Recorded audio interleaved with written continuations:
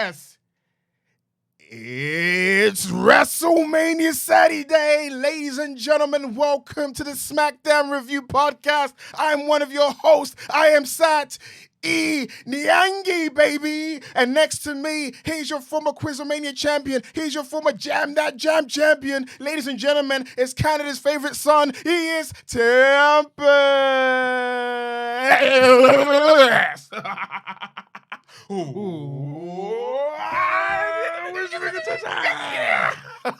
What an introduction. I won't get a better introduction sitting behind this desk. It's WrestleMania, baby. Woo! Ha ha ha. Woo. Woo. And you know what? Yes, sir. Bobby Lashley may or may not find his way onto the proper WrestleMania card, but he has more of an argument to do so now that he is the latest Andre the Giant Memorial Battle Royal winner.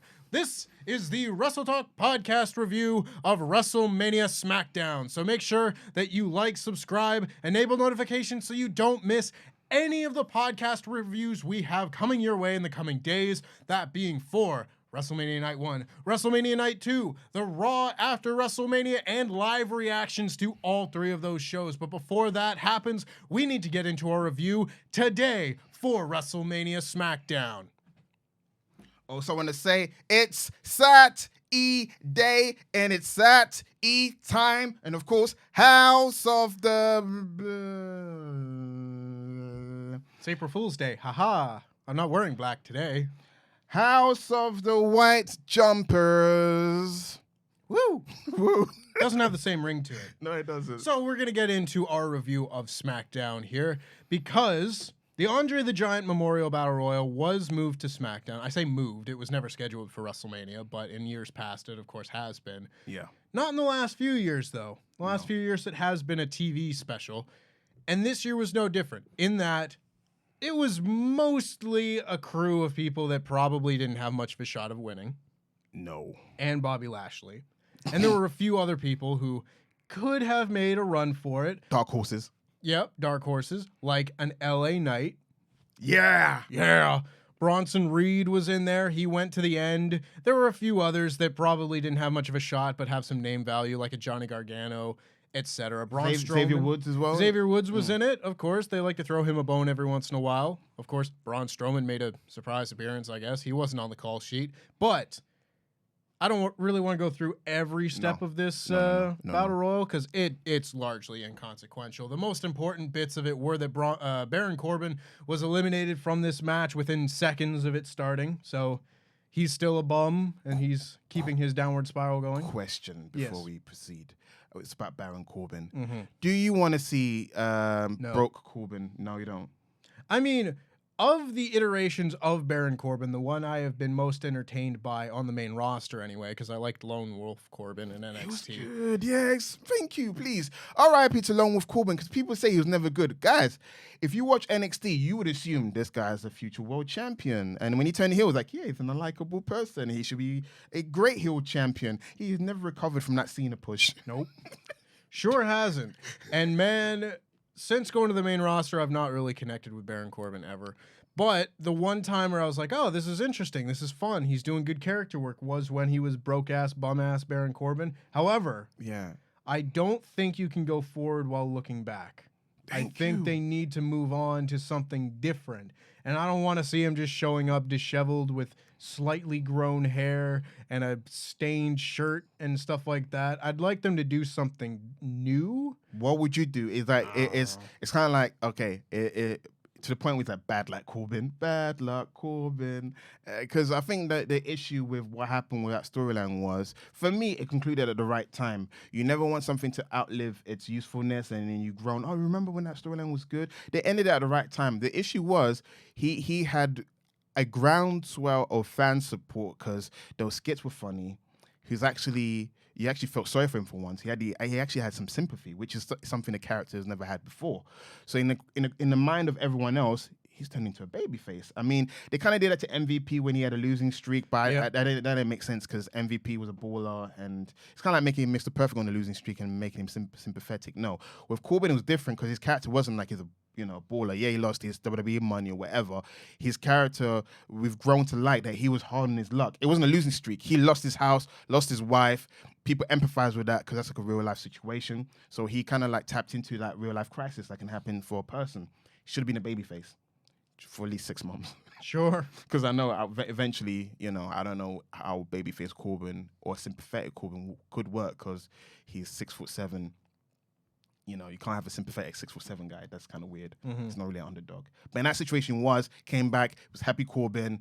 We were kind of excited. Ooh, what version we get? He's gonna get pushed. And he had, Madcap Moss and the rest of history. But yeah, that was a little brief detour as we talk about the Battle Royal. We talked about him about 10 times longer than he was in this match. I don't know what they're gonna do with Baron Corbin next, but I'm not staying up late thinking about it either. We also had Dexter Lumis just stood unmoving in the corner, which, it's Dexter Lumis. It's par for the course. Shout out to Dan. That's his favorite wrestler, man. Sure is. Shout out to Dan. There were other highlights in this match, I want to say. Highlights. Michael Cole being the biggest hater in the entire world actually made me laugh real hard when he was asked by Wade Barrett who was going to win this match, and he said Top Dollar because he couldn't go over the top rope. Lol. This man has a vendetta. When you told Michael Cole you're not allowed to like that wrestler, he goes in ham. Ask Bryan Danielson when he went in all of the GOAT things and JR and Lawler, victims of... Man's ruthless. Yes. Absolutely ruthless. But yes, people getting chucked out. Most of them, fairly inconsequential. Angel and Humberto go. Dolph Ziggler and Ali go, etc. Michael Cole didn't know who Ali was. He mistaken Ali for Santos Escobar. Even though Santos Escobar always wears trunks, that should be a good indicator, Michael Cole. Yeah, they kind of got similar hair, similar kind of tan sometimes, but the outfit was not the same. Ali's dressed more like Dolph Ziggler circa 2018-19. Yeah, you said in the office he looked more like Dolph Ziggler than Dolph Ziggler does with the tights. Yeah. Yeah, I don't know. This match continued onward. There were a number of bits. Karrion Kross got eliminated. He kind of went and had a toe-to-toe with some of the other big guys in the match. That was fun. Johnny Gargano looking good on SmackDown. Had a nice tilt-a-whirl DDT on Pete Dunne. That's a match I would really like to see them have on SmackDown if they do a draft or dissolve the brand split or whatever. Johnny Gargano would be someone I would really like to see on SmackDown because Lord knows he ain't doing dick all on Raw. Nope. F-all. I mean... Can I get Johnny Gargano against Walter? Oh, yeah. Yeah. That sounds pretty good to me. He needs to wrestle. He's Johnny Wrestling, not Johnny Sports Entertainment backstage segment. Yeah. No, I completely agree. And it ended up coming down to Bronson Reed and Bobby Lashley and Braun Strowman. LA Knight was the most over person in the whole match. Yeah. LA liked LA Knight. Shocker. A lot of people like LA Knight now. They're doing the chants. They're into the character, and they really wanted to see him win here, and then he got thrown out like third to last. So he didn't make it that close to the end, but he was in the mix, and they were not happy when he got thrown out. But eventually, Strowman got thrown next, and then Bronson Reed went for the tsunami, missed. Bobby Lashley threw him out, and he is the new Andre the Giant Memorial Battle Royal winner. And I did like the moment where Michael Cole said, I'm really picking on Michael Cole, but I guess that is my brand. He said, many a career has been launched from winning the Andre the Giant Battle Royal. Sir, that is a flagrant lie. I mean, how many careers were launched by this? Of the ones that have gone on to do something significant afterwards, it's like Braun Strowman. Actually, there's a weird thing where the winners of the Andre the Giant Memorial Battle Royal, the runner-ups, actually get launched. That's interesting. Yeah, because Jinder was the runner-up in the Mojo Rawley year, and then he won the WWE title. And then the runner-up who's wrestling in Hell in a Cell.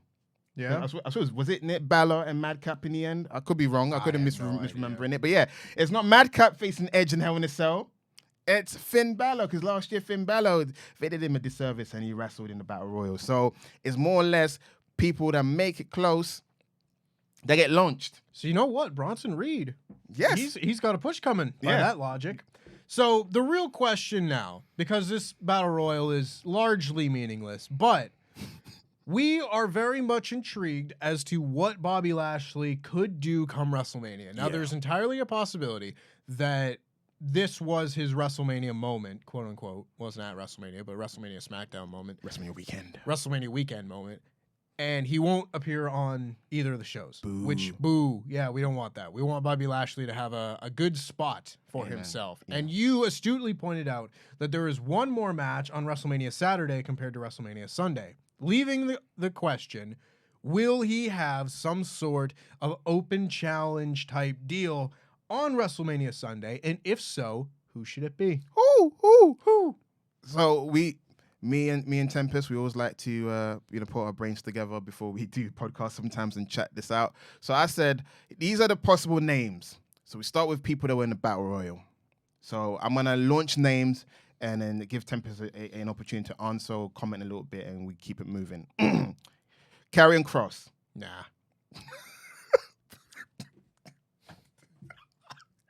Okay, I'm done, I guess. Okay. A fake out by Baron Corbin. I could see him coming out and then getting attacked by the real person. As I said, a fake out. All right. You know? So that's a possibility. Johnny Gargano. I don't see it personally. Dexter Lumis. I would really not like to see it personally. Okay. Santos Escobar. I don't think it fits. Okay. Now, I'm gonna now say names that's more logical. Bronson Reed.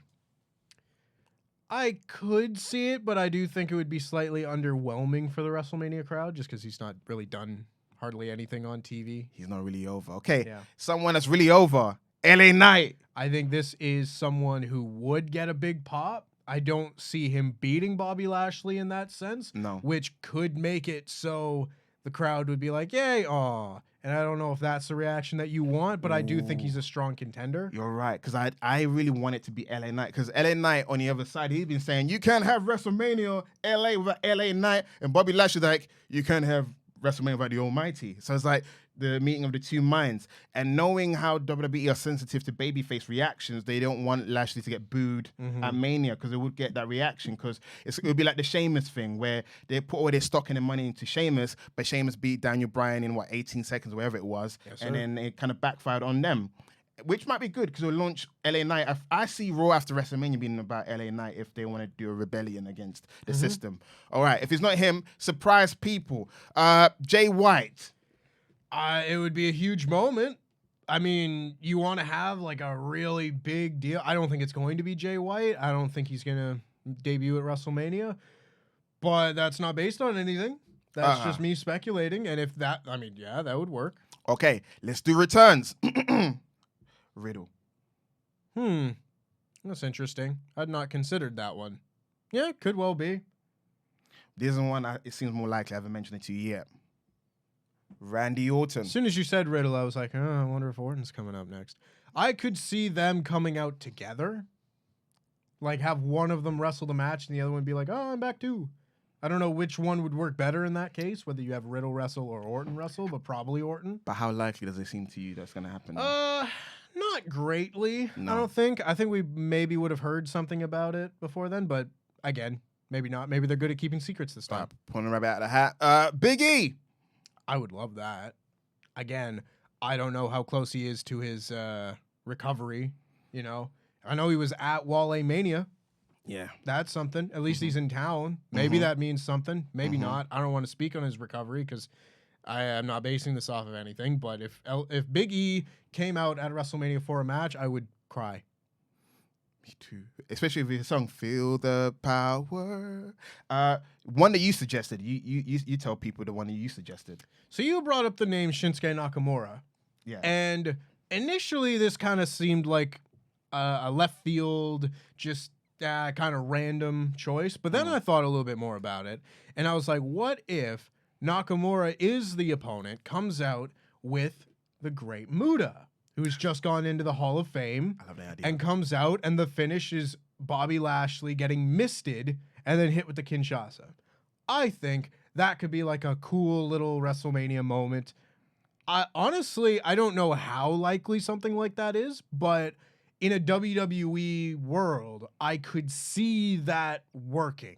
I could see that being their way of like highlighting this legend who's just gone into the Hall of Fame and stuff like that. I can also see it being a feud starter as well. I can see this being the catalyst for Lashley going hurt business because kind of like he didn't have any help. Yeah, didn't have any backup. Yeah, he got screwed out, and then he's angry about it, and he puts Shinsuke in the hurt lock after the match or whatever. And the next night goes, "I'm not done with you. Continue doing it." And then you're hurt business trying to terrorize Shinsuke and whatnot. Yeah, but that's an idea. There's also AJ Styles, who's a long way from coming back. Yeah, he's not coming back yet. Unless he got the Cena strength. AJ Styles is back. It's tough with bones. Bones don't heal the same as muscles. No, they don't. But yeah, that's all the names I have. If you guys got names, please put it in the comment section below. Yeah. I'd like to hear from you. Who do you think Bobby Lashley could face at WrestleMania? Who do you think? Who would you like, if you had your choice of like realistic possible answers, who would you have Bobby Lashley face? LA Knight. Yeah. That's probably about right. I can't see if that even being that a okay bad move. if all right, if it was up to me for real, besides the LA Knight match, I would do a Bobby Lashley host invitational. Just I know we don't want to do like a lot of rest break matches or whatever, but heck, Karrion Kross, you're not doing nothing. Bronson, you're not doing nothing. Hey, Strowman, have another go at it. I would, hey, Otis, just do a Bobby Lashley host fight invitational. It's a lot of hosses. Yeah, but LA Knight will be the one I'll go with because he deserves a crowd reaction, and obviously the match wouldn't go on for too long either. And at the moment, we've been trained to see LA Knight as a guy that gets punked, so it wouldn't be a disservice as much. Yeah. Let me talk to you. Let us know who you think Bobby Lashley is going to face at WrestleMania in the comments below. In the time before that, however, we've got the rest of SmackDown to discuss because this show opened with the Usos coming out to have the final words with Kevin Owens and Sami Zayn before their pretty much confirmed WrestleMania main event. It certainly seems that way. The main event of our hearts. It's the main event of our hearts for sure. And like I think Jey Uso mentioned at Wale Mania, he was just like, yeah, main event, woo, something like that. Just like a little throwaway line. I don't know if it's been picked up by too many people, but it's something to pay attention to. And they had what I thought was like the best promo on the show for sure. The Usos and Kevin Owens and Sami Zayn. Because the Usos come out and they do their introduction, the Bloodline's in your city, and then they get interrupted by Kevin Owens and Sami Zayn, and they come out, and Kevin Owens starts, and he says that, you know what, you two welcomed me into WWE, you guys were the ones that made me feel welcome here, you played with my kid, you made this feel like home, and I looked up to you because of it, and it made me feel conflicted, because I gotta fight you, and then Royal Rumble happened, and you tried to take my livelihood from me, and I would not be standing here today if it wasn't for this man, points to Sami Zayn. And now, I do feel conflicted, but I know how much I'm gonna love beating the hell out of you and taking your tag team titles at WrestleMania. Yeah. And Jimmy Uso then comes in and says that this is what blood is. This is what family looks like. This is what loyalty looks like. This is what blood is. And this is what you and Sammy will never have. And Sammy cuts in there to say that blood isn't what makes you family.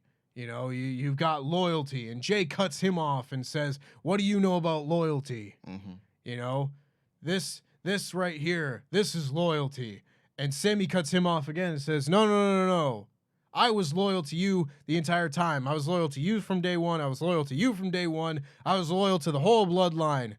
And you guys don't know anything about loyalty because you chose blood over loyalty because you sided with Roman Reigns, who's never loyal to you.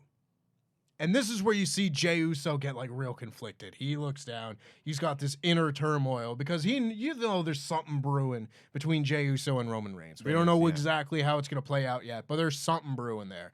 And that inner turmoil is cooking. And he kind of turns around, walks around, and he says, nah, that ain't it. At WrestleMania, and Sami Zayn had also said that all the pressure of the bloodline is on you guys to be tag team champions. And we're going to take that pressure, take your tag team champions from you at WrestleMania. And Jey Uso says, nah, that ain't it. At WrestleMania, the same old thing's going to happen. Kevin's going to turn on Sami, and we're going to walk out still as the WWE Tag Team Champions. And they walk off. I thought this was a very good promo. I thought it was heated. It was emotional. This was the type of energy that I wish that they had kept up like the last couple of weeks. Because you can get some comments telling you one way or the other, and everybody's entitled to their own opinion. But I've talked to a lot of people the last couple weeks, whether it be talk to Alex Quinn of the Ring on her show, I talked to Steven Larson, the Fightful guys about this. Everybody kind of agrees that the tag team title match has kind of gone off the boil the last couple weeks, as opposed to where it was when they did that incredible angle with Jey Uso turning on Sami Zayn, and everybody in the crowd was doing this, and then Kevin joined him. That was all great, and then they kind of took a couple weeks off of having that really emotional storytelling, but now they've gotten back to it. And I would feel like this is the perfect time to get back to it because, again, everybody wants this to be the main event of WrestleMania. And it looks like at this point, it is firmly in the position to be the most deserving match. Well, because the other match that's meant to be main event didn't even get a look in. Nope. They started off the show, which is to indicate to us this is one we're kicking off. This is important. Yeah. They started off with, because think about this. It was, because we got 2 nights of WrestleMania, and we had one angle started off and a different one ended. Yep. Night 2's main event ended it. You can argue Night 1's main event started it. Yep. That's what I'm saying.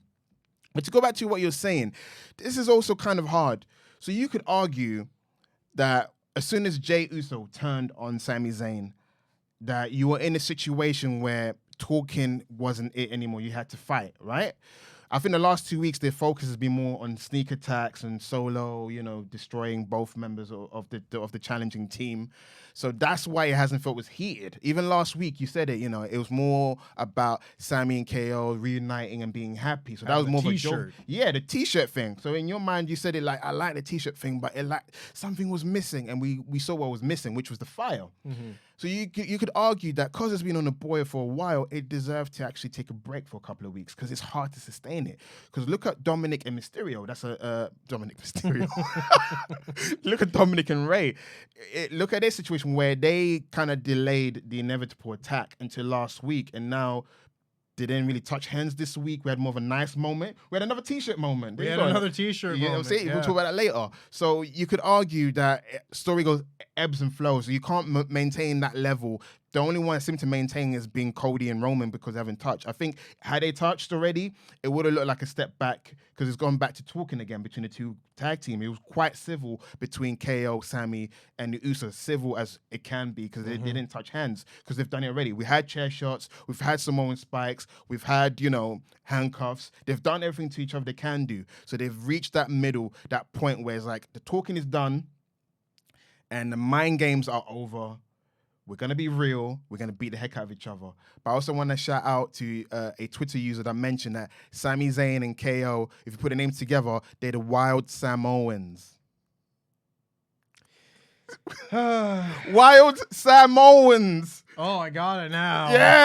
Yeah. But yeah, go back to what I was saying. I like that KO used real life situation to add fire to the feud because we haven't seen that for weeks. We've just been seeing KO's perspective is, I don't like Jay. I don't like Jimmy. They hit me with a chair, so I don't care. But for him to say that, like, you know what? You guys were cool once upon a time. It kind of drives home in the head of everyone else that people want the Usos to get out of the spell they're under, of the emotional blackmail they're under with Roman Reigns. So there was layers to it. It's kind of like what they did was a foreshadowing of what both teams' future is like post-WrestleMania. Mm-hmm. So for Sami and KO is, can they coexist? Christ. It is, right? Yeah. I mean, it always is with them. Yeah. You always think that a backstabbing is just around the corner one way or the other. Which is great, because it would be stupid to be like, me? Get backstabbed? That's my best friend, blah, blah. That's part of the relationship. With the Usos, more like, who are they outside of being tag team champions? And can they sustain another browbeating from Roman Reigns? Because obviously they're reaching their breaking point. Everyone has their breaking point. The question is, will the Usos' breaking point be after WrestleMania? See... It'll be interesting because I was taking the train into work on Thursday, and I was sat next to the lovely Lori Blake, and we were discussing just like what happens after WrestleMania. How do things go for all the different characters, particularly in the Bloodline? and we were discussing the possibilities. And one thing that we had kind of come up with that I think is very interesting is because Roman Reigns is reportedly taking time off after WrestleMania. He'll be gone for a couple months or so. What happens if he leaves and the Usos and Solo and everything all just start feeling great, you know? And then Roman comes back and they're forced to fall back into line, but then they're like, you know, things were better when you weren't around. You know, you've lost your titles, presumably, but you lose your titles and you take some time off, and we're kind of free from this, just like the mob boss isn't breathing over your shoulder all the time. It'll be very interesting to see what the reaction is from the Usos to a different dynamic in the Bloodline. Yeah. Whether Roman Reigns loses the title and just leaves, or if he loses the title and gets like manic, you know, because now there's nothing signifying that he's the head of the table. There's a lot of different possibilities here for how they can take the Bloodline story further, presumably to SummerSlam, where I am guessing that Roman's going to face Jay. It's interesting because they can go a bunch of different directions with the reactions to whatever happens with Roman. True. And how the Usos and Solo handle that. They can handle it poorly. And then when Roman comes back in, he offers them like stability, potentially, if you want to go with a completely opposite direction that I was just talking about. But it's been chaotic without him, and now he wants to get the band back together. Because then it feels like Roman is offering them something. You know? He's abusive, he's manipulative, but he does offer that stability. But again, on the opposite side, you could see him be like the reason for their paranoia, for their anxiety and everything. And when he comes back in, all those things return. I'm really interested to see what happens with this after WrestleMania, which I think is the great strength of the Bloodline story, because I'm never just excited to see the big angle, the big match. I'm excited to see what happens afterwards. The fallout of it. The question is, do you think that Paul Heyman will still be around? Or will he take time off as well? I think he should be around with the Usos and Solo Sikoa to just kind of be like that voice. Whether it's the voice of Roman Reigns or just, you know. It's like kind of ominous, like, Roman said this and that, or Roman's here next week. And I can hear people popping after, how many months of him being gone? But, you know, a part of me is thinking the whole Roman Reigns tribal chief saga that we've been on, it was all designed to get Roman Reigns the desired reaction they've wanted for years. So I feel like the opportunity is there. As much as you wanted Jay to be the protagonist, the ultimate protagonist in the story, what if it ends up being that Jay gets corrupted? He now takes the leadership of the group. And then when Roman comes over, you think you're the tribal chief now? He goes, nah, dog, I've been doing this by myself. You know, I've been doing this and this and that. I'm the one in charge now. And they all attack Roman Reigns. That's an easy way to gain sympathy and turn him into a face again. Because it's either that or Roman Reigns trying to abuse his cousins, and they because it's quite hard. Do they all turn babyface by beating him up? I don't know. I mean, so you can see they see something in Solo. What if he's like Frankenstein's monster? What if the monster you've built is the one that turns against you? Because I can ultimately see Solo staying as a heel, but also going on a rampage, and Roman has to be the one to take him down. There's so many layers. There's so many what ifs, and I don't know. This t-shirt's too tight, Billy.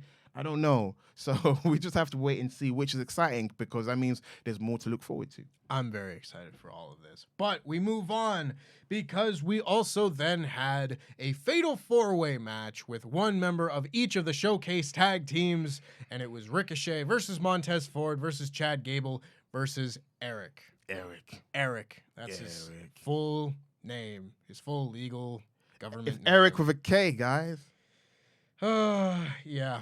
Anyway, this match was really fun, I thought. It wasn't given oodles of time to go out there and like absolutely steal the show, but I still thought it was the best match on the show. And they had a lot of really fun spots where one of the guys, they both would pair off throughout this match, basically. Ricochet and Montez Ford would each pair off with the heels. And there was a nice moment on the outside where Chad Gable and Erik both hit suplexes at the same time and then kind of stared at each other. And they're like, okay, wait until Mania. And then we'll see what happens here. But it was kind of like a one-upsmanship game between the heels as to who could throw around the other more. And there were some really good moments. Like Chad Gable had a really nice rolling German suplex. And then they were both on the top rope getting ready to hit like stereo superplexes. And I think it was Ricochet managed to get out of it before eventually being thrown by Chad Gable. And meanwhile, during all that happening, Erik was able to hit Montez Ford with a superplex. It was just like very good kinetic action, very dynamic, not a lot of wasted time. And I like that. I like that in matches with multiple people. I don't like a lot of downtime, especially when you have the workhorses of each of the teams. Yeah. Like, it was really fun, quick, fast-paced match, and eventually it led to Montez Ford hitting his frog splash, and then, as he sold the impact of that move, Ricochet hit the shooting star press and got the win. Pretty much what I expected, because Ricochet's the most single star of the bunch here, and I don't know if that's going to play into the momentum heading into WrestleMania, but I thought this was a fun match. You just used logical booking as a reason for why Ricochet won, and that actually makes sense because I didn't really think of it. I mean, you'd argue the second person to have singles experience is Chad Gable in there. But yeah, Ricochet won. He's the right person to win in the match. When we're in the office, I mentioned about how this match could be a sleeper at WrestleMania, the showcase. Absolutely. The only issue we've ever had with this showcase is how blatantly underdeveloped it was. It came out of the blue, and they didn't even mention what happens when either the team wins. I mean, I know we're sick and tired of trophies and tournaments, right? I know we're sick of it. But for me, I would have liked a tag team showcase trophy where the winners will now get a number one contendership. At least that way, it is more than a showcase. They're fighting towards something. You know, it's a participation trophy. Just give them something so it feels more great. But yeah, if this match is an indication of WrestleMania, I'm all for it. And I didn't even notice that it was the workhorse of each team, and each team got horses. Because even like Angelo Dawkins is like 6'5". Yeah. He's like Titus O'Neil, where it's like, where did that height come from? You've always been that tall, you know what I'm saying? Yeah. They don't book them as big guys, and you're like, you're that tall? Kind of like the Edge for all those years and Billy Gunn for all those years. They're really tall guys, but they don't get booked like big guys. So I'm really looking forward to WrestleMania Showcase, and I really hope that each of the teams that have been stuck in limbo because, you know, Usos been running rampant on the tag team division will get that chance to show the crowd why you should invest in the tag division post-Uso losing and when Sami Zayn or the Wild Samoans become tag team champions. Well, that's the thing, right? I really do think that this showcase match at WrestleMania is effectively a number one contenders match. You know, they're not pushing it as that. They should, yeah.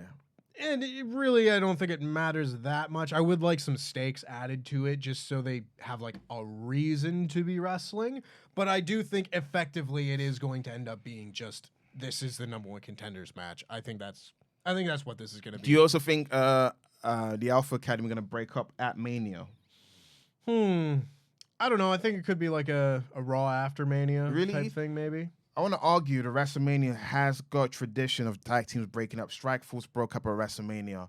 I had another tag team in mind that broke up. I was doing so well. I had it in my head. I had another tradition of a thing that happened like 30 years ago. No, that was you're laughing. That was one. There was more in my head, but it just fell out of my head. When I think of it, I'm gonna randomly say it out. But I'm just saying, American Alpha, Colossal Connection broke up. Andre the Giant and Haku broke up at WrestleMania. So they do have history of storylines coinciding at Mania. So I'm just saying, maybe, just maybe, Maxine Dupree will get her Otis, and then Chad Gable can start the long-rumored singles run that everyone, including his peers and his mates, want for him, because he's too darn talented to be eating pins and not going out there showcasing that he's a great wrestler and winning matches and building on his resume as a fantastic performer.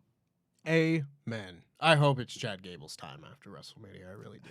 Thank you. And he had great footwork as well. There was like a little mini dance-off between Montez and Ricochet, and Chad Gable came in there and stole the show. He had his little crab dance, and he did a little footwork, and then he got knocked out of the ring. I love Chad Gable. I completely agree. I hope, and it could happen at WrestleMania. It wouldn't surprise me by any means, but we'll see. I would very much like after WrestleMania for that to be his time. Throughout all of this, there were like video packages for the main WrestleMania matches. Charlotte and Rhea had a video package, and that was the only main event. Yeah, that was the only thing that was on this show relating to the women's title match. And there was only video packages on Raw regarding that women's championship match. So you kind of get the sense that they didn't put that much effort into the builds for these matches, unfortunately. That sucks.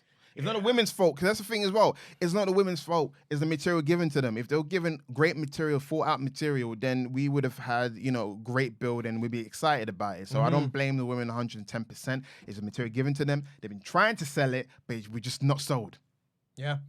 Unfortunately. Yeah. So after the Battle Royal, of which we have already spoken about, we had the second of 2 Fatal 4-Way matches, again, this time with the women from the showcase match, being Shayna Baszler, Natalya, Raquel Rodriguez, and Sonya Deville. This one was not terribly heated. Doesn't really surprise me, because again, no one's really been heated for this 4-way tag at WrestleMania anyway. Again, not their fault, but I mean, look at the teams in this match. It's not a lot of people that folks seem to care about that much. Even the teams that are more cared about than others, like Raquel and Liv and Shayna and Ronda, even still, they're far from the top of their respective divisions. I would argue that the reaction of SmackDown will not be the same at Mania. I feel like someone like Chelsea will be over at WrestleMania. Could be. And Liv is Liv. So Liv's always over. Raquel is always on the cusp. I mean, we know like management's high on her, and we know that we haven't seen the best of her potential as a character, because we're just missing a monster horse in the women's division. And she's just right there. She's right there. We're tired of her smiling and kissing babies and hugging fat blokes. It's time for her to start beating up women and taking back her opportunities to become champion, because I realized she never won a women's title, but she was NXT champion. So it's time for her to start winning championships on the division. Come on, Raquel. Again, another breakup at WrestleMania of this non-existent team that she should have never been. Liv Morgan and Raquel. Raquel's like, I had enough, and beats her up, and she becomes a monster heel. This one I actually totally see happening. And this is kind of the reason why I don't know if both of them will break up at WrestleMania, because of the two, I think this one's more likely. I think Raquel and Liv breaking up at WrestleMania is more likely than Alpha Academy, but again, never know. Could happen to both of them. Do we know if it's an elimination thing to showcase? I think it's just a one fall to a finish. Oh, okay, they just want to get out of there. Yeah. Because if it wasn't, I would have argued that I could see Chelsea tapping out quickly, and I can see Liv tapping out as well, or whatever. Because I want to, there's a reason that Raquel should get mad. It's Raquel's time to be a monster heel. Right. Yeah, I agree. As far as this match goes, however. And also, wait. SummerSlam, Rhea versus Raquel. Ooh, oh my. Oh my! Think about it. I'm not too hot on it, but it's fine.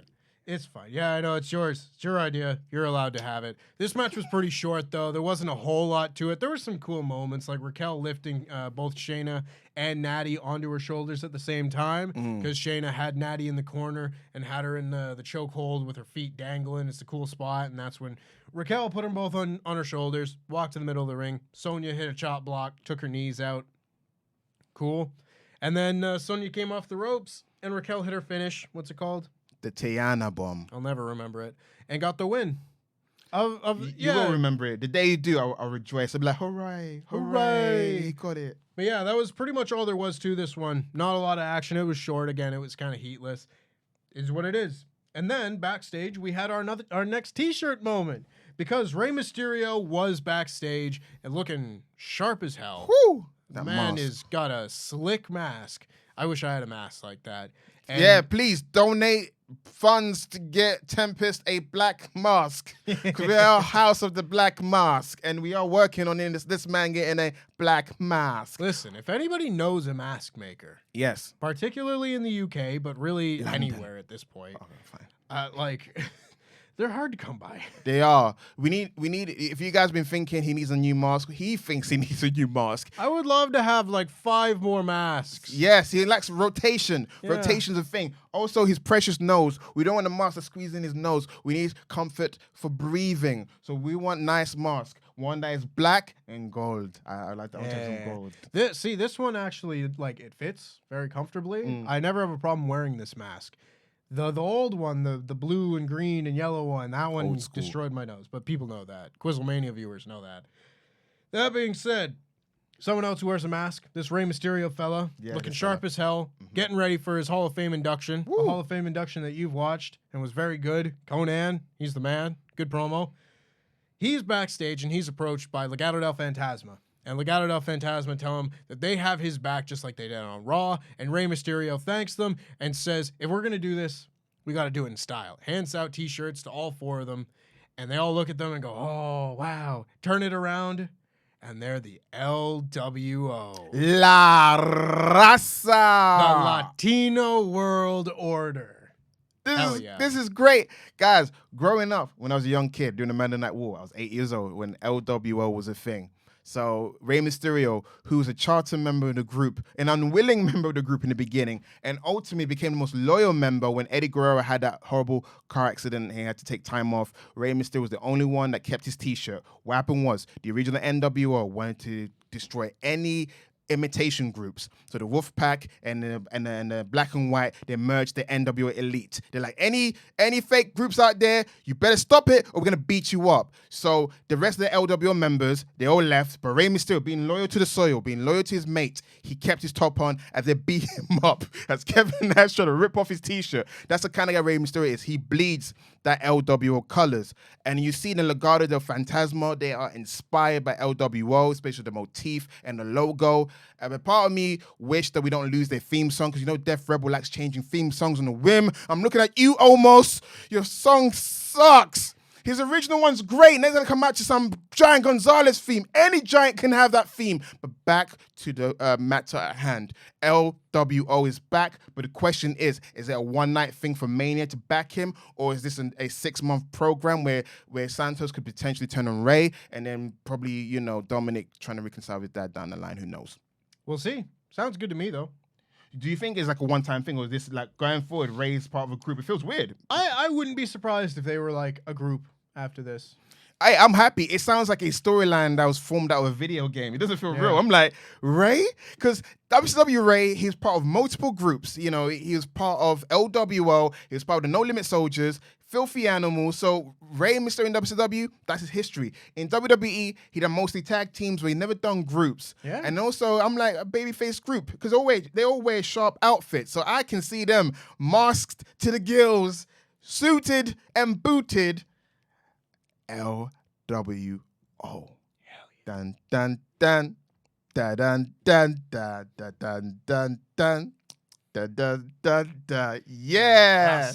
La Raza. I'm looking forward to it. I thought this was really cool. And then we got our tag team match to set up the Intercontinental Championship triple threat at WrestleMania, that being Sheamus and Drew, or Shrew, as you like to say. Thank you. Taking on Ludwig Kaiser and Giovanni Vinci of Imperium. And this, again, not the longest match, but still pretty good. The story of this match was that Drew and Sheamus absolutely were not on the same page. They were constantly blind tagging each other getting into the match, and that kind of led to a shoving match halfway through. But ultimately, they were able to overcome Imperium. They did get a chance to hit their high-low. There was some good stuff here. Imperium got a few chances, but ultimately, Sheamus hit a knee strike on Giovanni Vinci and then hit the brogue kick as Drew McIntyre hit a Claymore on Ludwig Kaiser, and Sheamus got the pin, and they kind of had a stare down at the end of the match. Drew had blown past him during the entrances, and that was about it. Walter was looking on from backstage. It was pretty solid. Ultimately, last week's segment was much better in setting this up, but that's fine. I thought this was still fairly effective. In Wrestling Booking 101, I understand why they went with the result they went with. But come on, the Bangers and Mash Bros, they're not really getting along. Imperium are more, they're an experienced tag team. They're former 2-time or whatever it is NXT tag team champions. They should not be losing to a tag team that have been barely together. They're not even getting along together. That would have added more fuel to the fire if they had lost. But yeah, I get why they do it. It's Booking 101. If you're part of a group, you guys are eating pins. They both ate pins and whatever. Yeah, and you probably don't want one of these guys to get pinned before this match at WrestleMania. So, again, I see why they did it. But Booking 101, yeah. It's tough. It's tough. Someone had to get pinned. It is what it is, but still a fairly good little match. And then we got our main event segment, that being Cody Rhodes and Roman Reigns face-to-face. Now, that part of the segment was very short. The main meat of this segment was Cody Rhodes' promo, where he says that he's gone in and gone to the gym and gotten his nutrition down, and he's done all the preparation that he can do for this WrestleMania match. He's ready. He thanked the WWE Universe for welcoming him back, thanked them for letting him bring his fans along with them. It's interesting because if you listen to all these people, it doesn't seem like he had many fans from the AEW days left, but I was one of them. I have always liked Cody Rhodes. I'm a Cody Rhodes AEW apologist all the way through. I was a fan, but at one point I was like, has he lost the plot, or is this playing 4D chess because he's really a heel? And if you ask him now, he says he's a heel. But people saying that. I love people put that image of Bryan Danielson. Cody Rhodes told me how to lie, and he's got that face. So is he lying or is he telling the truth? Nah, when he fake going into the tunnel, oh, whoops. So, yeah, he was a heel. Like, that was where it was leading. We'll never know how it was meant to end. One day, someone has to ask me that question, how was it meant to end? Maybe we'll still find out one day. You never know. Ooh. This wrestling war is far from over. There's still plenty of time left in all this. But yeah, he says he does a whole verse of Tupac, he quoted Tupac. Yeah, he quoted Tupac. Yeah. My goodness. Yeah. Cool. Good for you, Cody. Cody being Cody. Cody is one of the most unintentionally funny guys. Yeah. He doesn't try. He just got it in spades. Oh, I love this man. I can't wait for him to be WWE champion. It's going to be so rad. With a new belt. Oh, my God. Was it April the 3rd? We're going to wake up and it's going to be a new day. Yes, it is. A new champion. So if you've been in a coma and you wake up in a couple of days, you picked the right time to wake up from a coma. Cody Rhodes is WWE champion? Yeah. I thought he was in AEW. Exactly. So all this explanation, what's been happening, and then Sami's going over this and that. Yeah. The one really solid line from this was that Roman Reigns had previously said that Cody couldn't even be the top guy in his own company. And Cody retorted that here, saying that Roman Reigns was an 11-year investment that didn't pay off until year 8. Ooh-hoo! Which, I mean, yeah. That's not wrong by any means. And but I've seen on social media people saying, Cody, you've been doing it for 15 years. Again, you're a wrestling fan. You claim to be a wrestling fan. That means you claim to listen to promos. He said Roman Reigns was an 11-year investment. Vince had tunnel vision to make him champion. That's what an investment is. There's times when a guy comes on, like a John Cena, let's see what he can do. We see down the line. Cody Rhodes was similar. Like, he could potentially be. With Roman Reigns, Vince said, nope, he's got the look. He's got the body. He's got the heritage. He's got the pedigree. He's the guy. Cody Rhodes did not become an investment until he came back. We're now in year 2 of that investment. The American Nightmare Cody Rhodes is an investment. Not rookie Cody Rhodes. Not legacy Cody Rhodes. Not dashing Cody Rhodes. Not dashing Cody Rhodes. Not mustache Cody. Not Cody, he nearly got fired and then they brought him back Cody. Not Cody who is Stardust. All of those iterations of Cody Rhodes were told to, like, hey, swim, if you sink, you sink. You've been trying to swim, but they're still trying to yank him down the ocean. This Cody Rhodes is an investment. They paid money for him to go from the competition, which is AEW, which he helped start, to come back to WWE, because that investment is, if they show the competition that, hey, come over here, we'll push you to the moon, that's what Cody Rhodes represents. He's an investment. He's on year 2. So technically, he's not in the same level of commitment that they had with Roman Reigns. So please, there's a difference. He has a 15-year career, but they didn't invest in him like in the way they invested in Roman Reigns. Heck, when he was in Legacy, Ted DiBiase was seen as the future in that group. Cody did more to usurp. He didn't get a Marine film. Ted DiBiase did. Bloody heck. You 100% right. I back you on every single one of those points. And yeah, and then Roman Reigns made his very long entrance, came out and said, Cody Rhodes at WrestleMania, acknowledge me. And that was the whole segment. That's the piss take. His entrance was longer than the actual promo he cut. So that was him dissing him. So, I mean, like, Roman Reigns didn't really do anything on this final show. And, like, you know, it is what it is. I think Cody did the heavy lifting here. And it was a little bit underwhelming as far as, like, this is the go-home angle for WrestleMania. They probably could have done a little bit more to really hit home. Did you... But ultimately, I think it's fine. For the first time in the history of a WrestleMania main event, 2 guys did not touch in that ring. That was them. First time. I suppose that is true. Yeah. Austin and Rock had miscues. Yeah, because I was going to say, like, Cena and Rock the first time, but The Rock had, like, hit him with a rock bottom at Survivor Series and at WrestleMania the previous year. Yeah. But, it, like, from the Elimination Chamber till WrestleMania, they never touched. That's the only other thing I could really think of. Yeah. So, but this, like, since he's been back, Yeah. he doesn't know what Roman's hair smells like. Yeah? He hasn't beat him up and then get a whiff of the shampoo. Mm-hmm. It hasn't happened. And he hasn't smelled the peroxide from Cody's head. Roman hasn't smelled it. So that hasn't happened. It's going to be at WrestleMania. Fresh peroxide in the hair, and then just, like, Yes. stick his head in it until he passes out. Roman hasn't punched Cody since he's got the tattoo on the neck. And he hasn't hit a crossroads on Roman since he got the tattoo on the neck. So that's how long it's been since they've touched. That's crazy. What did you think of this show overall as a go-home show for WrestleMania? You know what? As a go-home show, the main storylines did what they needed to do. I know what you said, the Roman didn't do much, which left it underwhelming, but I think it was on purpose. It's more of the storytelling they're trying to do. Roman Reigns is trying to feign confidence. I think Roman Reigns is bloody scared. His group at the moment is in shambles. They're getting attacked from all areas. Or Kevin Owens, Sami Zayn, Cody Rhodes, 3 problems at the same time. They've never had this sort of heat before.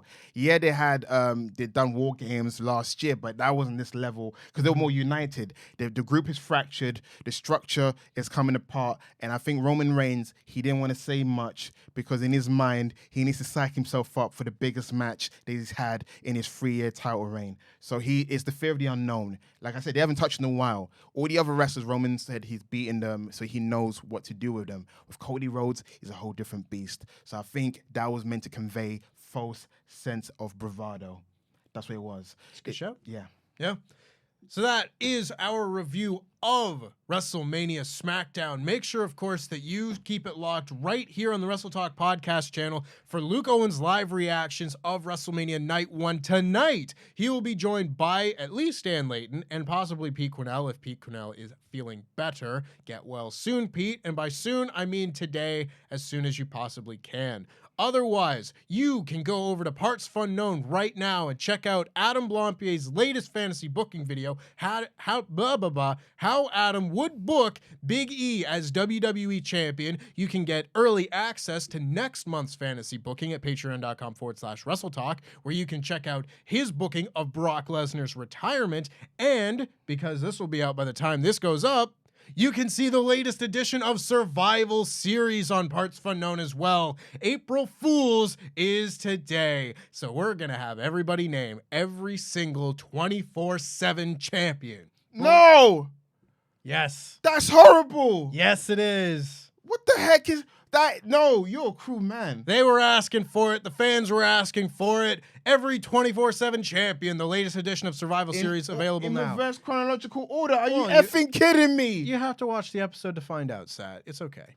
It's okay. You weren't in it. Don't worry. I know I wasn't. I'm feeling the stress of everyone on myself. The Dana Brooke, Run Truth, Truth. See, I lost already. Oh, 3 there you go. strikes. I'm 3 out. strikes and you're out. That being said, thank you so much for watching. We will be back later on tonight with our live reactions of WrestleMania 39 Night 1. Forgot what year it was. And until then, stay tuned. See you. Same Sat-E time, same Sat-E day. Enjoy WrestleMania Saturday. House of the Black. It's WrestleMania, baby. Woo! Mask.